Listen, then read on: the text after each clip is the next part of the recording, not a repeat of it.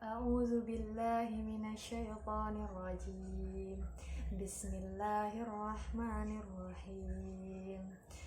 Fa'ammal insana idza mabtalahu rabbuhu fa'akramahu wa na'amahu fayaqulu rabbi akraman.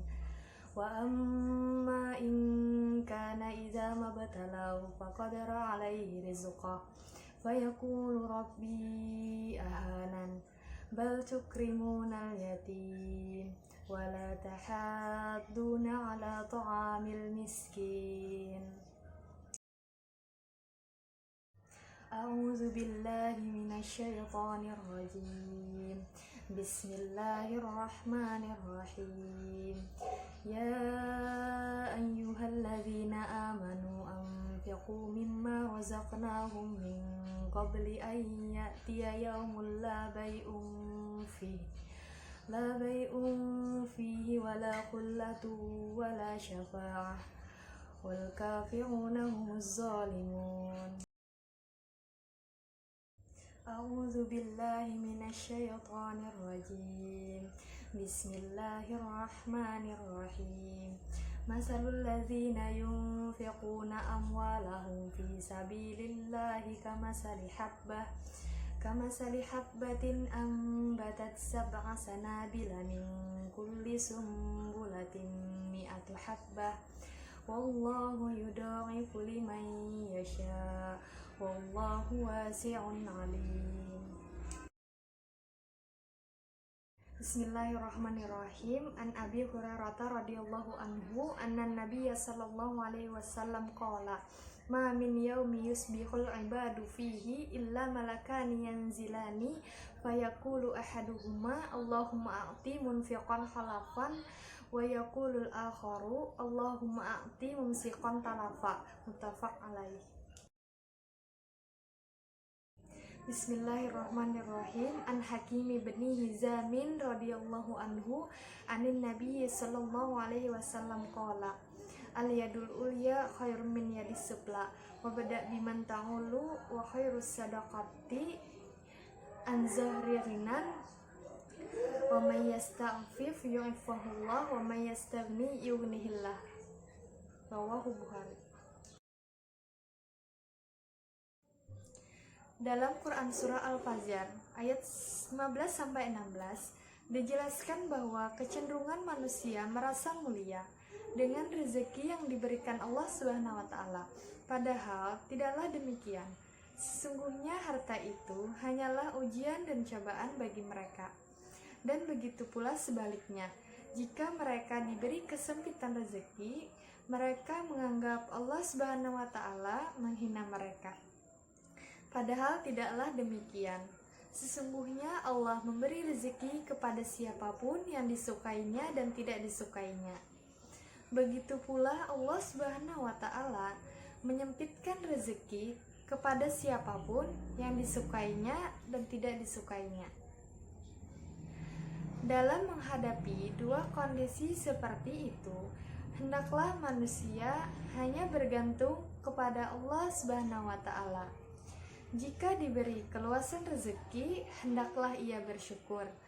Dan jika dalam kesempitan rezeki, hendaklah ia bersabar tanpa menyalahkan siapapun. Selanjutnya dalam Quran Surah Al-Fajr ayat 17-18, Allah Subhanahu wa Ta'ala mengisyaratkan agar manusia memuliakan dan menyayangi anak yatim.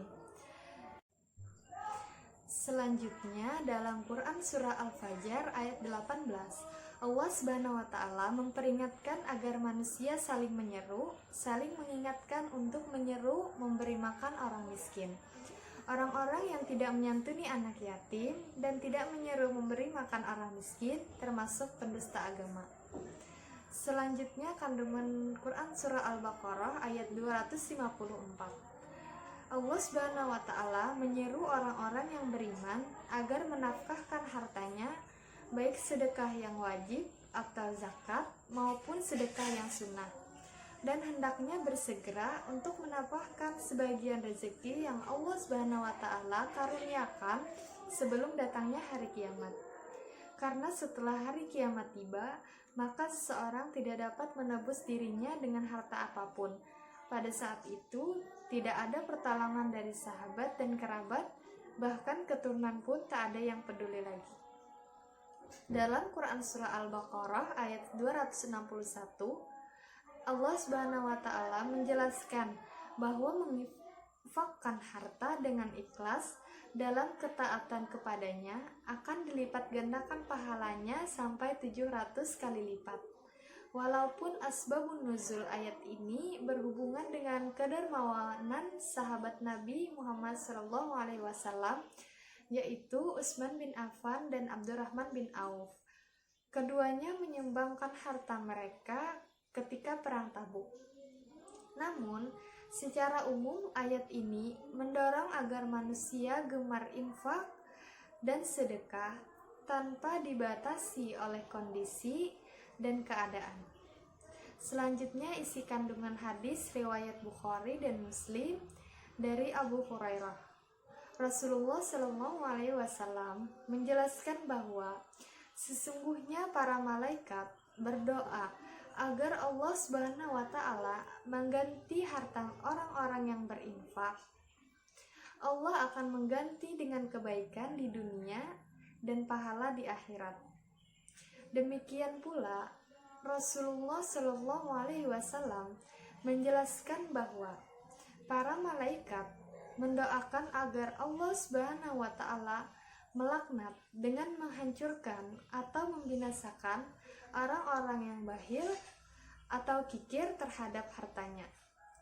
Sebagai orang yang beriman, yakinlah bahwa doa para malaikat pasti dikabulkan oleh Allah. Sudah banyak contoh kejadian dalam kisah-kisah terdahulu bagaimana Allah menghancurkan orang-orang yang bakhil terhadap hartanya. Dan begitu pula sebaliknya, bagaimana Allah telah membalas kedermawanan orang-orang yang berinfak di jalan Allah. Selanjutnya, isi kandungan hadis riwayat Bukhari dari Hakim bin Hizam. Rasulullah SAW menjelaskan bahwa tangan yang di atas lebih baik dari tangan yang di bawah. Maksudnya bahwa orang yang memberi lebih baik daripada yang menerima. Namun demikian bukan berarti jika kita diberi sesuatu oleh orang lain tidak boleh menerima. Jika ada orang yang memberi hadiah, maka boleh diterima. Hal ini pernah dicontohkan oleh Rasulullah SAW. Ketika itu Rasulullah SAW menegur sahabatnya Umar bin Khattab karena Umar tidak mau menerima pemberian Rasulullah SAW. Maka Rasul pun menegurnya sebagaimana sabdanya, ambillah pemberian ini, harta yang datang kepadamu, sementara engkau tidak mengharapkan kedatangannya dan juga tidak memintanya. Maka ambillah, dan apa-apa yang tidak diberikan kepadamu, maka jangan memperturutkan hawa nafsumu untuk memperolehnya. Hadis riwayat Bukhari Muslim. Dengan demikian, jika ada yang memberi, tidak dilarang untuk menerimanya, tetapi dilarang untuk meminta-minta.